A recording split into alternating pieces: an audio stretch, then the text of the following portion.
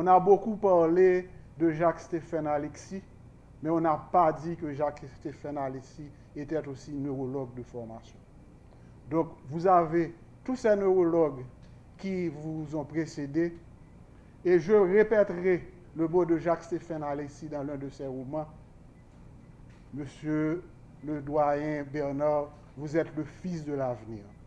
Vous êtes le fils de l'avenir parce que c'est une faculté en plein essor que vous devez mener à bon port. Et nous comptons sur vous. Cette faculté a essaimé la médecine internationale. Cette faculté que vous allez en Afrique, soit au Congo, en Côte d'Ivoire. Je me souviens bien du docteur L'Espérance, qui était l'un des médecins haïtiens les plus performants dans les années 70 en Afrique. Tout le processus de santé publique de l'Afrique a été construit par des médecins haïtiens. Docteur Florent aussi, qui était au Congo. La médecine new-yorkaise était conduite par des médecins haïtiens. Haïti a aussi servi l'Amérique du Sud, et vous savez qu'il y a eu un contrat qui a été signé dans les années 50, qui a été un contrat qui précédait l'Organisation panaméricaine de santé. Et ce contrat, Haïti a aussi signé ce contrat, et nous avons envoyé des brigades de médecins haïtiens en Amérique du Sud. Que ce soit le Venezuela, l'Argentine, la Colombie et même le Chili, ce sont des médecins haïtiens qui ont construit ce système de santé. Voilà l'héritage que vous devez conduire à bon port. Nous y sommes pour écrire une nouvelle page pour la FMP, une nouvelle page de l'histoire de l'université. Notre présence ici signifie que la faculté de médecine continuera d'assumer sa position comme partie intégrante de cette université.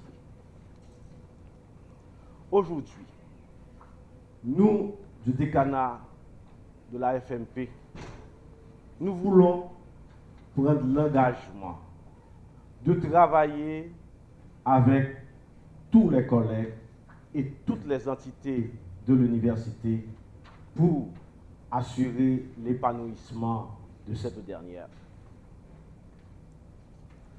Notre présence et notre participation active aux rencontres et aux activités du conseil de l'université témoigneront de cette collaboration que nous voulons franche et productive.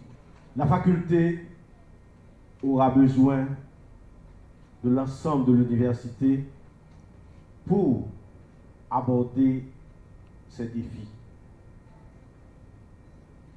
L'excellence académique, l'accréditation internationale, la vie facultaire. Nous comptons sur vous tous. Notre doyen, le docteur Kader, vient de dire qu'il y aura de la solitude. Mais excusez-moi, je sais que l'université sera toujours là et le doyen Kader sera toujours là. Je suis heureux parce que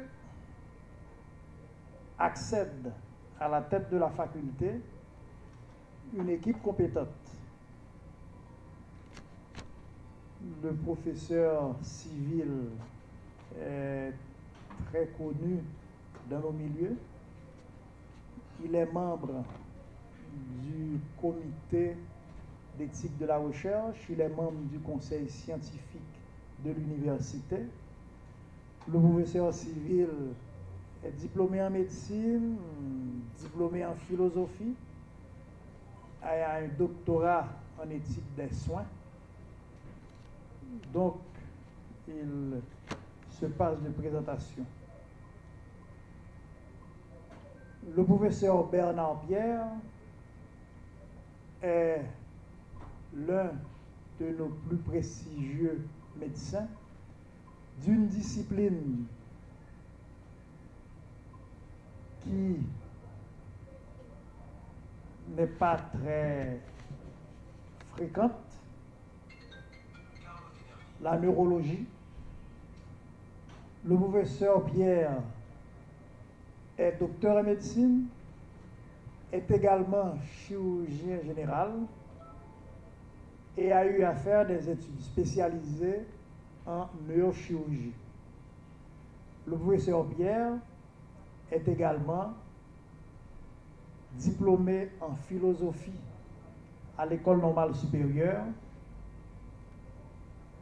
médecin de renom, l'un de nos rares spécialistes en neurochirurgie, et c'est également le créateur du service de neurologie de l'hôpital de l'Université d'État d'Haïti en construction. Je suis heureux parce que cette équipe a un programme très prometteur, je dirais même très ambitieux pour la faculté.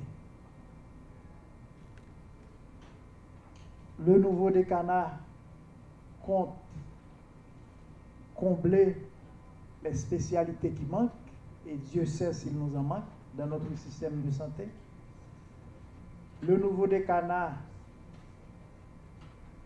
veut assurer la relève, créer de nouveaux laboratoires d'enseignement et de recherche, et ce programme implique toutes les dimensions, toutes les composantes de la faculté.